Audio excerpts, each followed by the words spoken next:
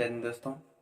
आज मैं आपको एक ऐसा कैलकुलेटर बना के दिखाऊंगा सी लैंग्वेज में, जिसकी मदद से आप एडिशन, सब्सट्रैक्शन और मल्टीप्लिकेशन और डिवीजन कर सकते हैं। ठीक है, जोड़ घटाना, गुणा भाग कर सकते हैं, जो एक छोटा सा कैलकुलेटर होगा। तो चलिए शुरू करते हैं। मैं आपको बताता हूँ क्या मैंने यहाँ पे एक कोड लिखा है, कैसे काम करता है। तो सबसे पहले मैंने stdio.h फाइल को इंक्लूड किया। उसके बाद से इंट मेन फंक्शन लिखा, इसको से करली ब्रेसेस मैंने यहाँ पे लिखा। उसके बाद से इंट चॉइस नाम का एक वेरिएबल बनाया, मतलब चॉइस नाम का एक वेरिएबल बनाया, जिसमें हम यूजर के द्वारा एंटर किया गया। इसको जैसे पढ़ा, यहाँ पे मैंने लिखा है प्रेस 1 फॉर एडिशन। ये जो लिखा है, इसको पढ़ करके जो यूजर एंटर करेगा कीबोर्ड से, उसको स्टोर कराने के लिए चॉइस नाम का वेरिएबल मैंने बनाया है। उसके बाद से यहाँ पे यूजर को मैसेज प्रिंट कराया कि press 1 for addition, press 2 for subtraction, press 3 for multiplication, press 4 for division.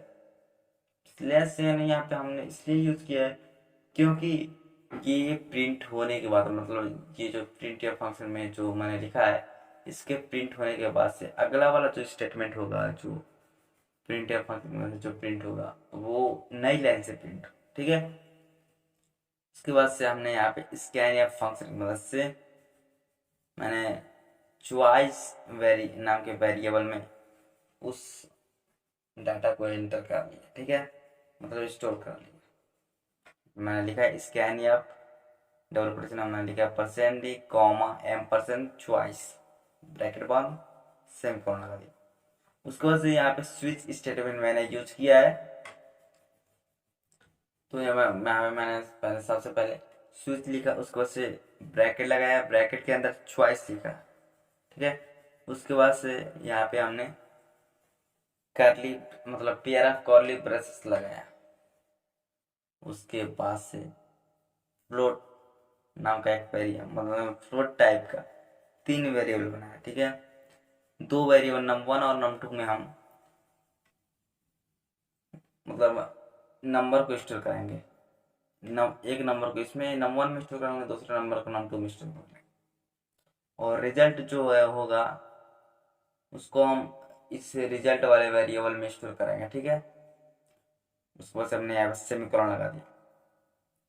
Case 1 में हमने क्या लिखा, मतलब केस 1 का मतलब होता है कि एक दबाने पर क्या हो। एक दबाने पर यहाँ से लेकर के यहाँ तक के कोड रन होंगे। ठीक है, तो हमने केस 1 में लिखा क्या है, प्रिंट से मैंने लिखा है एडिशन। इसके मतलब ये हुआ कि इसके द्वारा यूजर तुरंत देख के पहचान लग जाएगा कि हाँ भाई, ये जो प्रोग्राम चल रहा है वो जोड़ने के लिए। ठीक है, 2 नंबर्स को जोड़ने के लिए। उसके बाद से प्रिंट होगा एंटर 2 नंबर। ठीक है, उसके बाद से हम स्कैन या फंक्शन की मदद से यूजर के द्वारा एंटर किए गए 2 नंबर्स को हमने यहाँ पे num1 और num2 में स्टोर कर लिया। ठीक है, इसके लिए मैंने यहाँ पे लिखा है स्कैन या डबल कोटेशन मैंने लिखा है %f। ठीक है, क्योंकि %f हमने इसलिए लिखा है क्योंकि हमारा जो हो सकता है कि यूजर जो एंटर करे डाटा वो मतलब डेसिमल नंबर ना हो करके फ्लोटिंग पॉइंट नंबर। ठीक है, इसलिए मैंने यहाँ पे %f का इस्तेमाल किया। उसके बाद से मैंने यहाँ पे लिखा %f डबल कोटेशन बंद, एम्परसेंड num1, एम्परसेंड num2। उसके बाद से ब्रैकेट बंद कर दिया, सेमीकोलन लगा दिया। ठीक है, उसके बाद से हमने यहाँ पे लॉजिक लगाया है। ठीक है, लॉजिक क्या है हमारा कि result equal to num1 plus num2, और इसका होगा क्या num1 और num2 में जो वैल्यू होगी वो दोनों आपस में जुड़ जाएंगे, और जुड़ने के बाद से इस रिजल्ट वाले वेरिएबल में जाके स्टोर हो जाएंगे। ठीक है, उसके बाद हमने यहाँ पे लिखा है प्रिंट एफ की मदद से रिजल्ट को प्रिंट कराया, %f plus %f equal to %f। उससे डबल कोटेशन लगाया, कॉमा नम1 comma num2 comma result, bracket बंद किया, सेमीकोलन।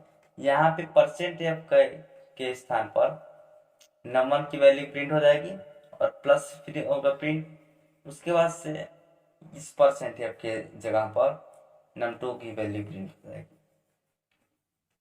उसके बाद से इसका 2 प्रिंट होगा और उसके बाद से परसेंट एफ के जगह पर रिजल्ट में जो वैल्यू आई होगी, यहाँ पे असाइन हुआ होगा, वो प्रिंट हो जाएगा। ठीक है, उसके बाद से हमने ब्रेक लिख दिया। इसके ब्रेक लिखने का इसलिए लिखा गया है क्योंकि अब यहाँ पे हमारा ये सब कोड मतलब रन होना बंद हो जाएगा। ठीक है, यहाँ तक सिर्फ कोड रन होगा, उसके बाद से बंद हो जाएगा। उसके बाद से केस 2 मैंने लिखा है कि अब अगर चॉइस की वैल्यू 2 हो, ठीक है, तो ये सब कोड रन करे, यहाँ से लेके यहाँ तक के कोड रन करे, ब्रेक के पहले की कोड। ठीक है, तो यहाँ पे मैंने लिखा है प्रिंट सब्सट्रैक्शंस। ठीक है, उसके बाद स्लैश चेन लिखा, डबल कोटेशन बंद किया, ब्रैकेट बंद किया, सेमीकोलन लगाया। ठीक है, उसके बाद से हमने यहाँ प्रिंट की मदद से प्रिंट किया है कि एंटर 2 नंबर। इसके द्वारा यूजर 2 नंबर एंटर करेगा, उन 2 नंबर को स्कैन या फंक्शन की मदद से हमने num1 और num2 वाले वेरिएबल में स्टोर करा लिया है और यहाँ पे सेमीकोलन लगाया। ठीक है, उसके बाद यहाँ पे लॉजिक लगाया है कि result is equal to num1 minus num2 semicolon लगा दिया। ठीक है, अब होगा क्या कि num1 में जो वैल्यू होगी और num2 में जो वैल्यू होगी यहाँ पे आ जाएगी। num1 की वैल्यू यहाँ पे आ जाएगी, num2 की वैल्यू यहाँ पे, मान लीजिए यहाँ पे 10 है और यहाँ पे 5 है। ठीक है, तो 10 में से 5 घट जाएगा और बचेगा जो, कितना बचेगा, 5 बचेगा ना। तो 5 जो होगा वो रिजल्ट में आके स्टोर हो जाएगा। ठीक है, उसके बाद से यहाँ पे प्रिंट एफ फंक्शन में मैंने लिखा है percent F minus percent F equal to percent F, double quotation बंद, comma num1 comma num2 comma result, bracket बंद, सेमीकोलन लगा दिया। ठीक है, अब होगा क्या कि मैंने यहाँ पे num1 का मतलब मैंने यहाँ पे 10 लिया था और num2 का मतलब यहाँ पे 5 लिया था, तो यहाँ पे प्रिंट होगा 10 माइनस 5 इक्वल टू 5। ठीक है, उसके बाद से यहाँ पे ब्रेक मैंने लिख दिया, उसके बाद से मैंने केस 3 लिखा। केस 3 लिखने में हमने लिखा कि मल्टीप्लीकेशन। उसके बाद से यहाँ पे प्रिंट होगा एंड 2 नंबर, तो ये पढ़ के 2 नंबर एंटर करेगा यूजर। तो उन 2 नंबर्स को मैंने स्कैन या फंक्शन की मदद से num1 और num2 वाले वेरिएबल में स्टोर करा दिया। उसके बाद हमने यहाँ पे लॉजिक लगाया है result is equal to num1 into num2, semicolon लगा दिया। अब होगा क्या कि num1 और num2 में जो वैल्यू होगी उन दोनों को आपस में गुणा हो जाएगा और जो गुणा होने पर जो रिजल्ट आएगा वो रिजल्ट मतलब वो डाटा कह सकते हैं या फिर अंक कह सकते हैं, वो आकर के रिजल्ट में स्टोर हो जाएगा, रिजल्ट वाले वेरिएबल में। और उसके बाद से हमने यहाँ पे प्रिंट की मदद से इसको प्रिंट करा दिया है। ठीक है, मैंने यहाँ पे percent F into percent F equal to percent F, quotation बंद, comma num1 comma num2 comma result. ठीक है, उसके बाद मैंने ब्रैकेट बंद कर दिया, उसके बाद सेमीकोलन लगाया। ठीक है, अब होगा क्या कि लिखेगा यहाँ पे प्रिंट हो जाएगा कि num1 और num2 की वैल्यू यहाँ पे प्रिंट हो जाएगी परसेंट की मदद से और इजकल टू परसेंट यहाँ आपका प्रिंट होगा रिजल्ट की वैल्यू। ठीक है, उसके बाद से मैंने ब्रेक लगा दिया यहाँ पे। उसके बाद से केस 4 लिखा।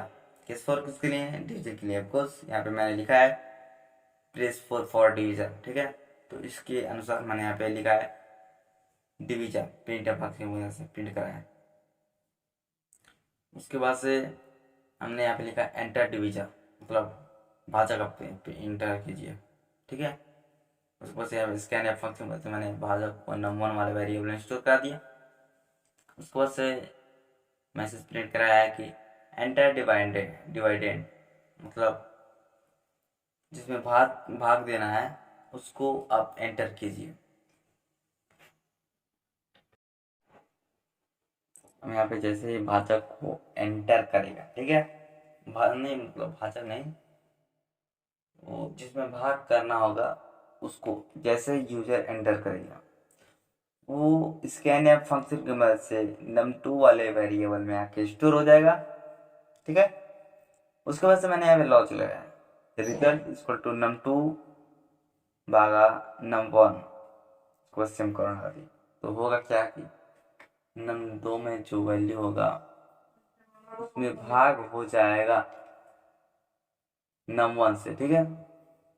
तो जैसे ये भाग होगा वो आके स्टोर हो जाएगा रिजल्ट में। अगर मान लीजिए num2 में हमारा है 10 और num1 में वैल्यू 2 है, तो 2 भागा मतलब 10 में भाग करेंगे 2 से तो आएगा आपका रिजल्ट 5, तो 5 आके स्टोर हो जाएगा रिजल्ट वाले वेरिएबल में।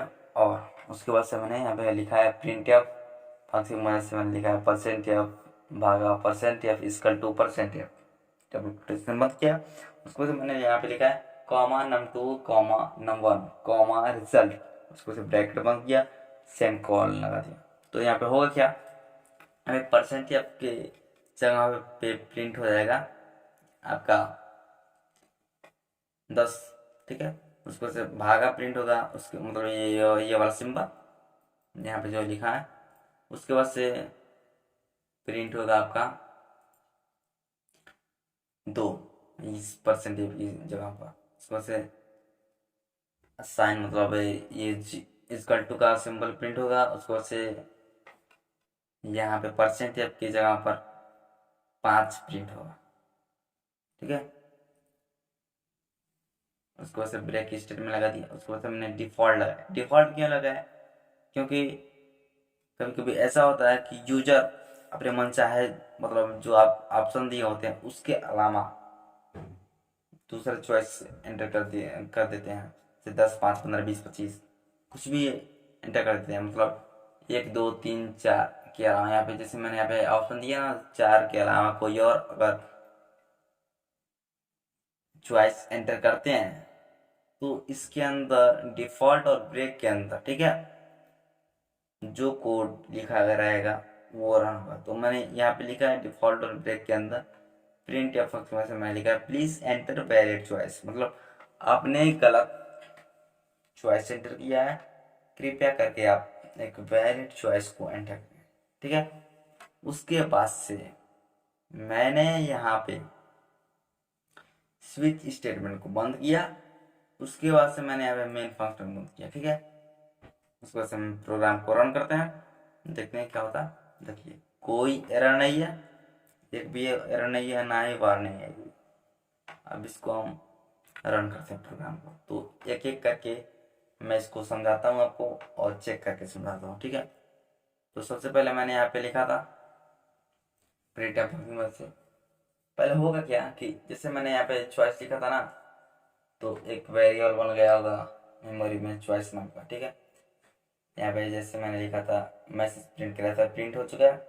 इसको पढ़ करके यूजर जैसे कोई मतलब एंटर मतलब कोई डिजिट एंटर करेगा ऑप्शन, तो अगला वाला स्विच के हिसाब से चलेगा कोड में।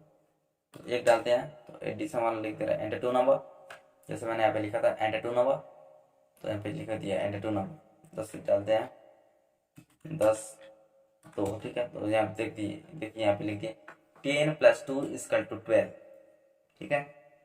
तो ये वाला सही है। उसको बस हम देखते हैं सब्सट्रैक्शन वाला क्या है। देखिए यहाँ पे भी लिखा एंटर 2 नंबर, 2 नंबर डाल लिया, तो हम डालते हैं 50, यहाँ पे डाल देते हैं 5, तो इसका आंसर होगा 45, ठीक है। देखिए यहाँ पे लिखते हैं 50 - 5 = 45। इसको ऐसे फिर रन करते हैं इसे और देखते हैं मल्टीप्लिकेशन वाला क्या प्रोग्राम सही है। तो देखते हैं, शुरू करते हैं। यहाँ पे 8 डाल दिए, नहीं यहाँ पे मैंने गलती कर दी। यहाँ पे पहले हम 3 डालते हैं, उसके बाद से 8 डालते हैं, फिर 8 डालते हैं, तो 8 × 8 = 64 होता है। 64 प्रिंट हो जाएगा। देखिए 8 × 8 = 64 प्रिंट हो गया। उसके बाद से हम 3 एंटर करते हैं और अभी देखते हैं कि क्या हमारा भाग देने वाला जो प्रोग्राम मैंने बनाया है डिवीजन वाला वो सही है। तो इसके लिए हम 4 एंटर करते हैं। सॉरी मैंने यहाँ पे 4 एंटर करते हैं। उसके बाद से यार मैंने गलती एंटर कर दिया। 4 एंटर करते हैं, हो गया। उसके बाद से बोला कि आप डिवीजर को एंटर कीजिए, तो डिवीजर हमारा है 2, ठीक है। और एंटर डिवाइडेंड मतलब जिसमें भाग देना है उसको आप एंटर कीजिए, तो 12 का हम भाग देना है। तो देखिए क्या देगा, 12/2 बराबर 6 हमारा एकदम उत्तर सही है। अगर आप चाहते हैं देखिए यहाँ पे पाई कमांड से मैं प्रिंट कराता हूँ। इसके लिए मैं एंटर डिवीजर तो 7 लिख दिए और डिवाइडेंड में 22 लिख देना। पाई कमाने में प्रिंट हो जाए। देखिए 22/7 बराबर 3.142857 प्रिंट हो गया। अब डिफॉल्ट वाला जो मैंने यहाँ पे लगा था केस, या जो मैंने यहाँ पे लिखा है डिफॉल्ट का, कहाँ गया, यहाँ पे डिफॉल्ट का, इसको मैं चेक कर लेता हूँ। तो इसके लिए मैं डाल देता हूँ कोई भी गलत।